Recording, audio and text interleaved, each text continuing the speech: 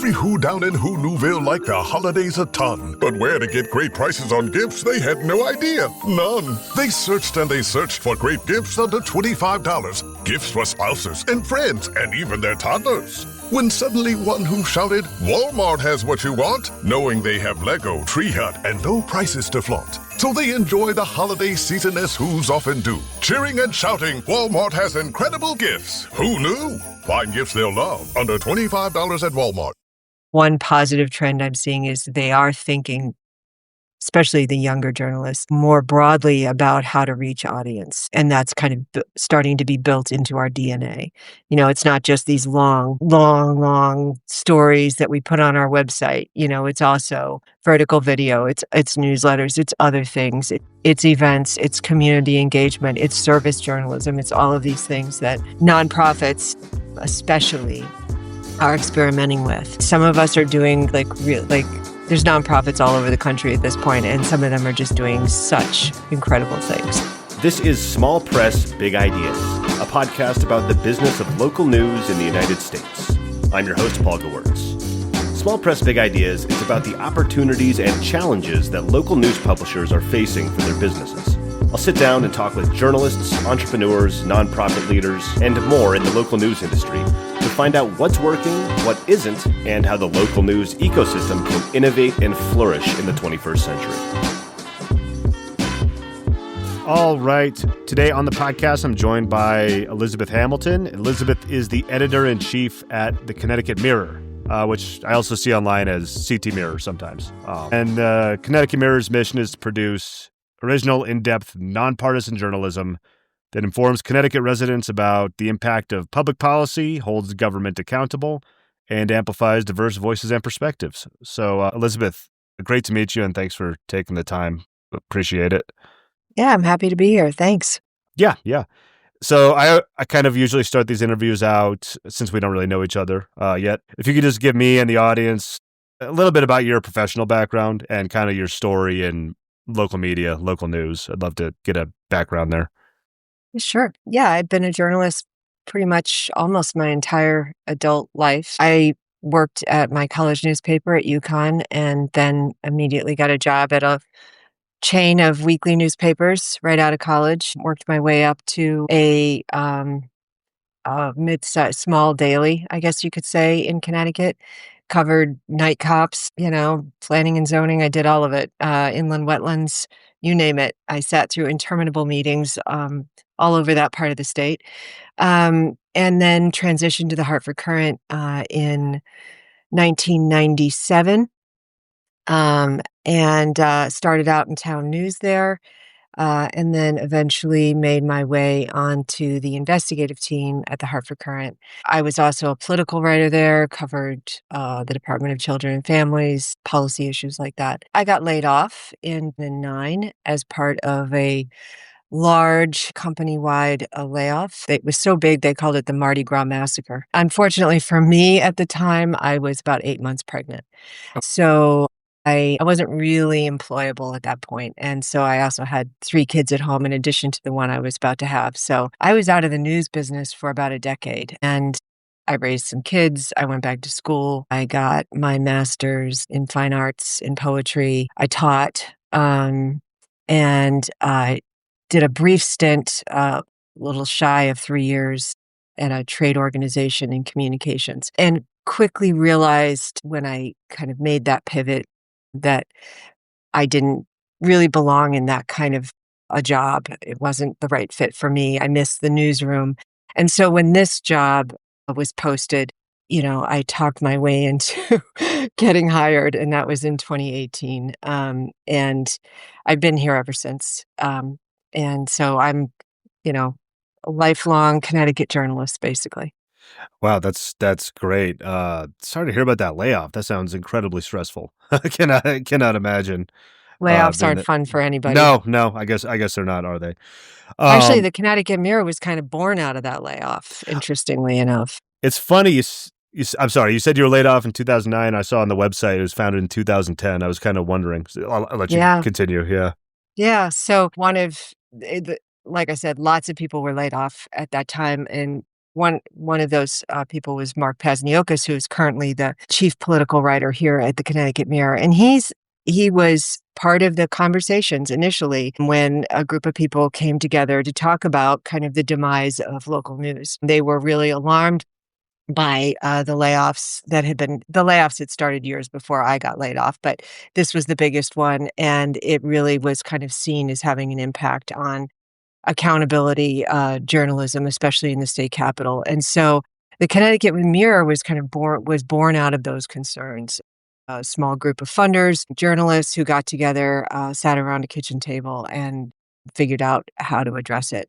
And the Mirror was launched a year later with one editor, a publisher, and a handful of reporters. And they operated out of the state capitol press room. They didn't even have their own office. And in fact, when I was hired in 2018, it was pretty much the same size staff, same kind of operation. We've grown over the last 5 years pretty considerably. And that's pretty much was my next question anyways. It was just a little about the Connecticut Mirror, but you kind of laid that out pretty well.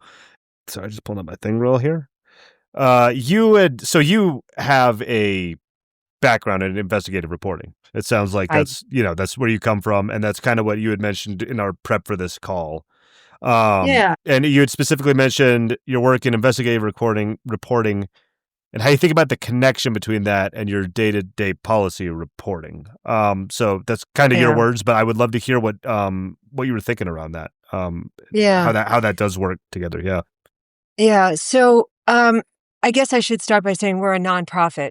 I'm not sure if we mentioned that yet. So all of our content is free to the public to read. And that's really part of our ethos as a news organization, really, really central to who we are. So the accountability piece, the nonprofit piece, we do see ourselves in that role. And when I was hired, like I said, a small group of reporters, healthcare, education, state budget, we were and still are the only news organization in Connecticut with a federal reporter who covers the delegation, is based in Washington, D.C.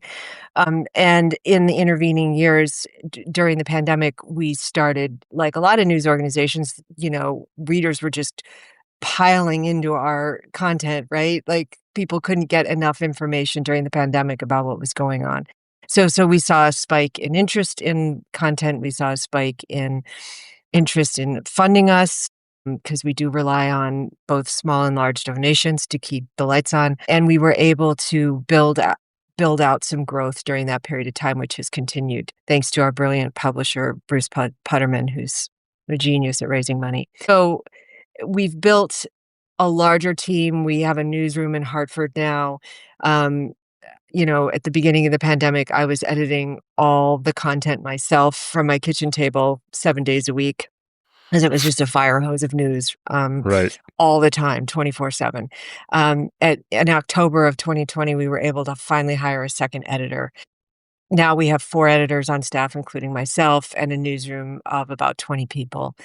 I mention all this as context for, in 2020, that's also when we sought and got funding to start an investigative team, which was really important to me. So up until then, the Mirror had done a great job and continues to do a great job of really holding, public officials accountable in the state legislature and the executive branch for their decisions, great state policy reporting.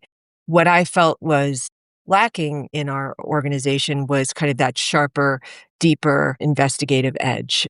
I'm biased. I come from that background. I really think it's valuable. And so we started an investigative team. We have 3 people on our investigative team, hoping to grow that team at some point. And the idea behind the team, and this is kind of what I meant in my note to you, was that we really wanted that team not to operate in like an ivory tower in a silo, but rather as part of the larger newsroom, so that the investigative reporters were collaborating on a regular basis with the beat policy reporters. Because I do think that there's a role for investigative reporting. The best investigative reporting really does generally come out of beat reporting. You're working your beat well, you've got a lot of sources, people are tipping you off about stuff. Having that synergy in the newsroom has enabled us to do so much more with breaking big stories, going in deep on stuff. It's given us the flexibility to like take a reporter out of their regular beat for a little bit and team them up with an investigative reporter. So that's been, I think, valuable for us as journalists, but it's also been, I think, really valuable for our readers, our audience. You know, when we poll our audience every year, like, what do you like about us? What do you not like about us? What do you see? The number one thing they want to read is investigative reporting. Take a lot of encouragement from that as a journalist. Like, that tells me that people are longing for more context, more, just more of that big accountability piece that I think we're bringing to the table. That's great. So when you're talking about the, kind of collaboration between like your investigative team and the beat reporters, that kind of sparked my curiosity. Like, how have you seen that work? Like, do you have any, like if somebody's putting together an investigative piece and they go to like a beat person, be, hey, could you maybe just poke around at this like thing? It's almost like having a kind of the opposite. Yeah. So right now we're doing the local reporting network partnership with ProPublica. So it's the second time we've done it. And I don't know if you or your listeners are familiar with this, but ProPublica has a local reporting network that they started, I think, sometime around 2018, maybe a little before that. I don't remember. But we were in the 2019 cohort. We did, and basically what it is you apply, you pitch an idea to them. They talk to you about the idea, try to figure out whether it's doable. And if they take you into the program, they pay your reporter's salary for a year. You have to backfill that position so that the beat just doesn't go empty. The first time we did it, it was our education reporter, so we had to hire an education reporter. But anyway, that's all preface for saying that an example of this is that our housing reporter, who is not on the investigative team, had started hearing from tenants, like tenant union groups, about towing problems in their apartment complexes, right? And it was all about like just predatory towers. They would park for 5 minutes outside their apartment because they had to run in and get their kid to put their kid in the car, and they come back and their car is gone. It's towed. And so the reporter, Ginny Monk, great reporter, brought this to an investigative reporter on the staff, and we were going to work on the story anyway. We had already started trying to get the documents. This is a classic reporter's tale. We went to DMV, we FOI'd all these forms that the towing companies have to submit to DMV, and they're like, yeah, that'll be $47,000, please. So we were like, that's not going to work. Now what? So anyway, that's all. Fast forward, and ProPublica, which had already worked with us, reached back out to us, and they were like, okay, we're interested in working with some of our former partners through LRN. Pitch us an idea, see if we can help. And so we pitched them the towing idea, and they liked it so much that they took us back into the LRN cohort, and then extended it after a year for another 6 months. So we're coming up to the end of that, but we've published 4 or 5 really great stories that immediately resulted in laws being changed in the state legislature, because what we found was that not only were these towing companies just cruising these low-income apartment complexes and neighborhoods and towing poor people's cars, but Connecticut has one of the most, I guess, extreme towing laws in the country, where they allow towing companies to sell said cars after 15 days if they're valued at $1,500 or less. And the towing companies are the ones that value the cars. So you can imagine how this plays out. So anyway, we've done a bunch of stories about that, and it all came out of the housing reporters beat. Local media publishers. You're already creating valuable local content. But what if I told you you're leaving serious money on the table every single week? Many local media outlets are only monetizing part of their inventory. Your stories are amazing and important to your communities, but they live and die on the page or in social. That means your ad space is maxed out, even though your content isn't. That's where localpod.co comes in. We turn your existing content into branded, automated podcasts with no extra work from your team. And we help you sell brand new audio ad inventory that didn't exist before. That means more ad revenue, deeper audience engagement, and zero added production time. If you're a local or niche publisher and want to grow your revenue without adding to your workload, go to localpod.co and book a free call. That's localpod.co. All right, back to the episode. Yeah, it's like something I wouldn't have predicted, but that makes total sense that it works that way. As soon as you brought up an example with a towing company, my hackles got raised. I'm spent most of my life in the Denver area. I'm on the western side of Colorado now, and there's a notorious company in Denver. I'll call them out. Wyatt's Towing. Anybody in Denver knows. I think they have like 4,000 one-star reviews on Yelp or whatever. But yeah. Are there any other examples that come to mind? That's super interesting. Just not necessarily back from the beat reporting to that, but just of investigative pieces that have gotten a lot of traction or you're really proud of or anything? Yeah, I mean, we did a whole series after the pandemic that, won a National Press Foundation award and other awards about Connecticut's whole elder care system, just kind of not being equipped at all to handle, a population like Connecticut's, which has a lot of older people in it. And, it was a kind of a post-pandemic look at what's the state of our nursing homes. And also, maybe more importantly, this shift of the state's priorities to shift resources and funding and all kinds of things to home care. People want to stay in their homes. They don't want to go into nursing homes. Mm-hmm. But what we found when we investigated it was that it was like the wild, wild west of healthcare. Like there was just very little oversight and all kinds of problems were coming out, that we found. We've done a lot of work in the healthcare space. Again, largely out of beat reporting, just regular, like day-to-day. All that pandemic reporting paid off. And then we did another series on long-term care insurance that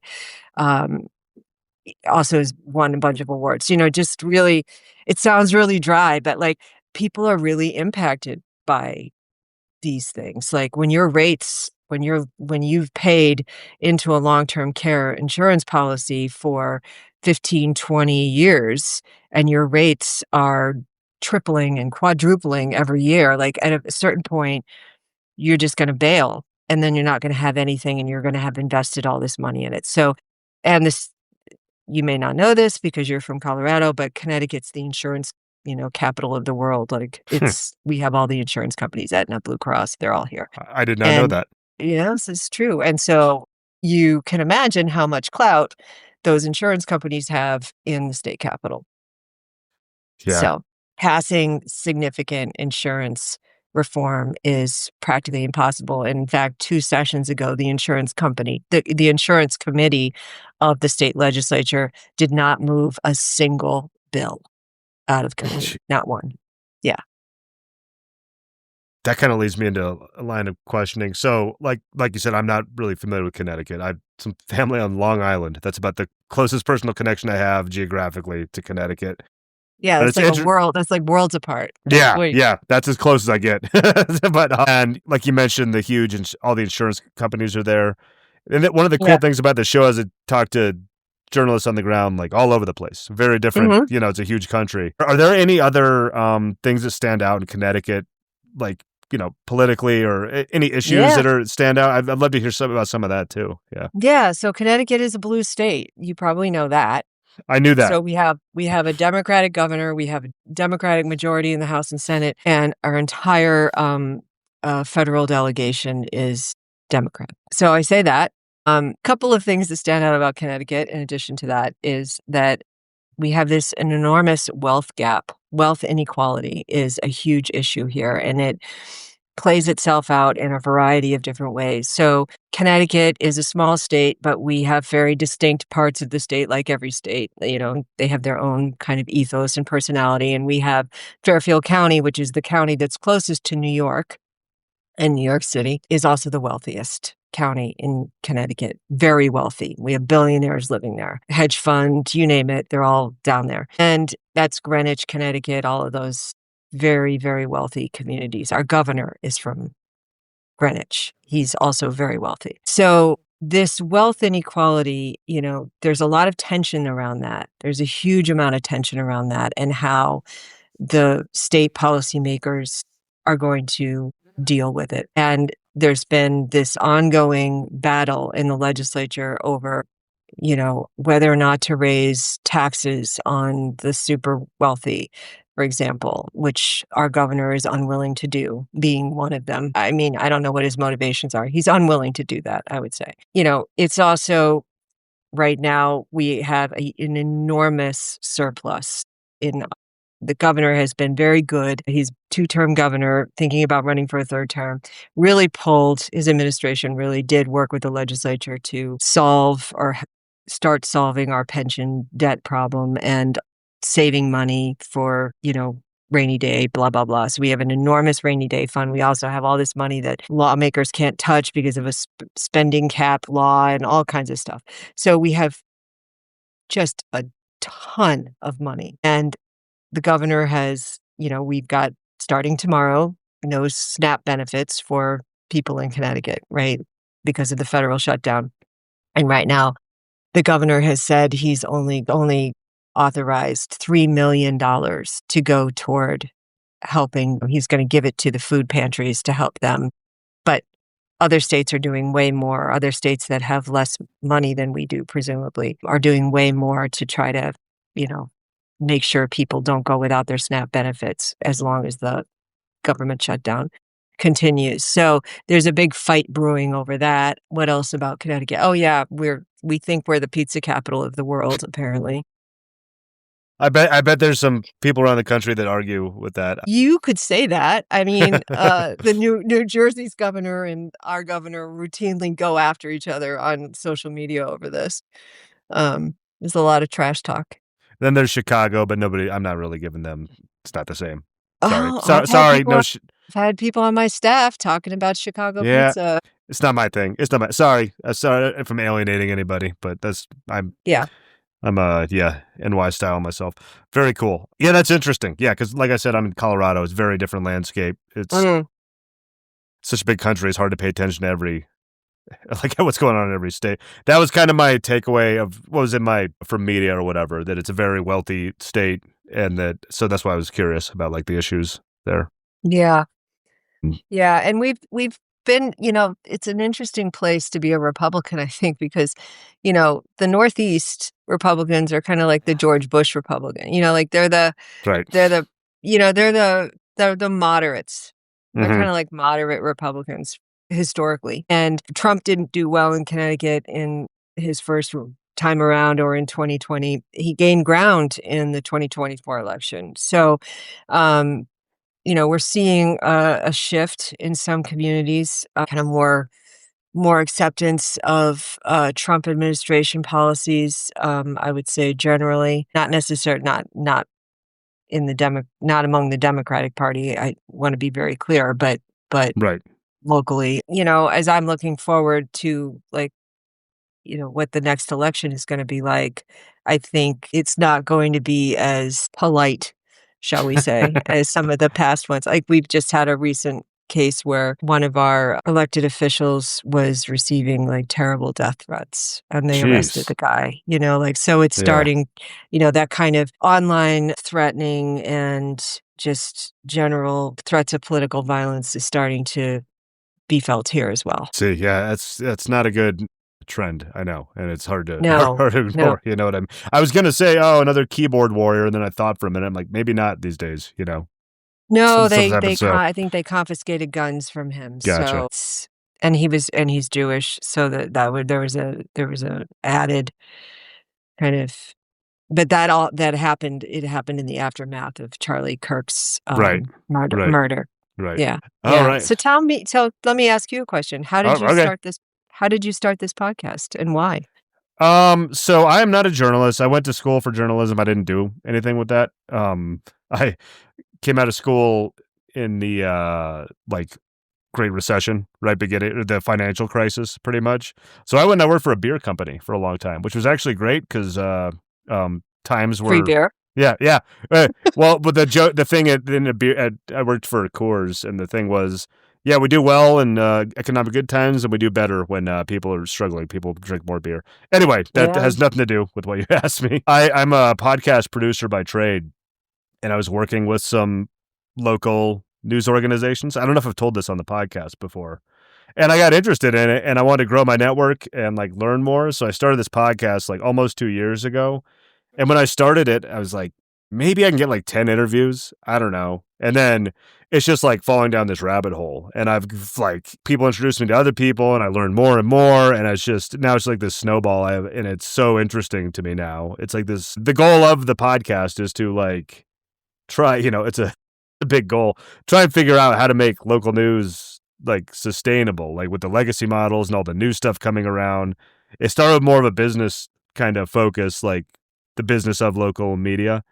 But as it's Yeah. kind of evolved, it's just kind of grown out all over the place. So if that kind of answers the question, and Yeah. now there's just Yeah. interesting No. people all over that I find that I want to talk to and have cool conversations like I this. mean, journalists have great stories, right? Yeah, they do. They're storytellers. Yeah. You sit down with any journalist and they can Yeah. tell you their war stories. But I think too, if you think about the role of journalists right now in American society and how critical this our constitutional right to free speech is to our identity as Americans and the role that journalists play, I don't think I've ever felt as necessary Hmm.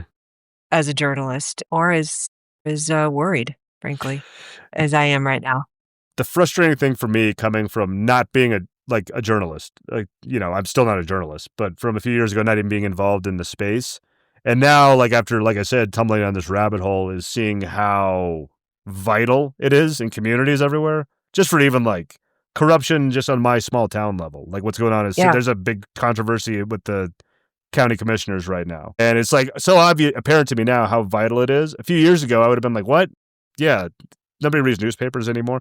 I think the general public, I don't know. I don't know how you do this, but I think just the awareness needs to be raised of how vital quality local news and local journalism is, especially the stuff Yeah. you're doing, the investigative. I mean, that's really, really important Yeah. I mean, we're for we're one democracy. of yeah, we're 15 years old, so we've been doing this for a while, and there's other newsrooms that are also, doing great work in the nonprofit space, Texas Tribune, Cal Matters, Vermont Digger, Spotlight PA, they're all doing great stuff. I was just at a conference with some of those folks, and I always walk away just brain churning from all the great stuff that I hear, and also feeling like I'm in a community with really smart people who are trying to figure this out, well, the same way we are, and the world is changing so rapidly. AI is changing search engines. So, like, a lot of news organizations are seeing their search traffic just Hmm. drop off because of the AI synopsis, that you get at the top of every search. Now they're looking at email as like the kind of the primary way of reaching, newsletters of Yep. reaching a new audience and keeping audience.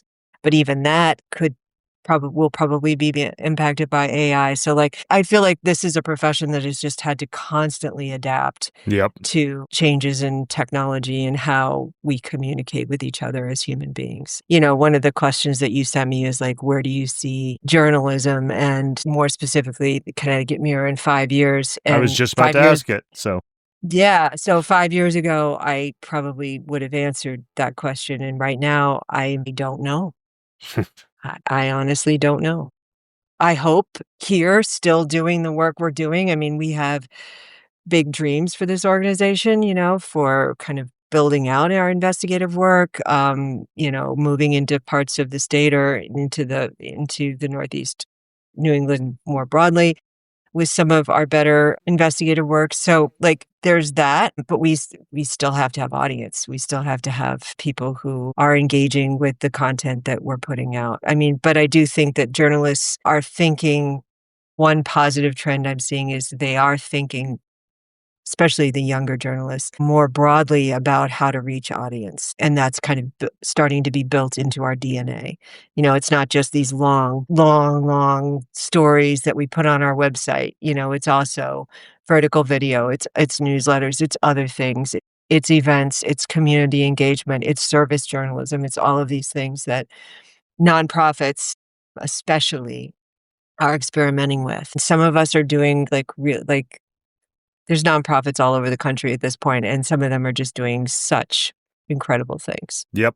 Couldn't have said it better myself. That was amazing. And you asked my last question for me also. So thank you so much. Oh, that was the last question. This is easy. I just talked. I know, right? Yeah. Unfortunately, my boys' daycare was unfortunately closed today. Was not expecting that. So I have to go tag back in on the dad duties in a minute here. So my wife can go also have a meeting real quick. Okay. But before we go, could you tell anybody where to find you online? Anything you want to promote or want me to link to in the show notes? Anything like that? ctmirror.org. And, if you go, sign up for one of our newsletters, especially if you live in Connecticut and you're listening to this, but really anywhere. Maybe you have a home in Florida.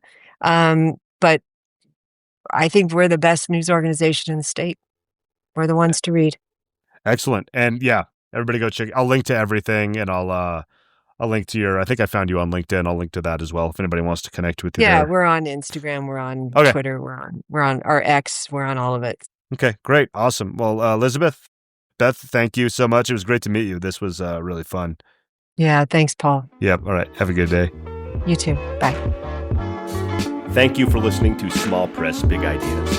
You can subscribe on Apple Podcasts, Spotify, or wherever you listen to podcasts. If you'd like to help the show, the best thing you can do is to tell a friend or colleague and just take a few minutes to leave a rating and a review on whatever platform you're listening to right now. It only takes a minute out of your day, but it really does help the podcast grow and reach more ears. Check back for new episodes every Monday.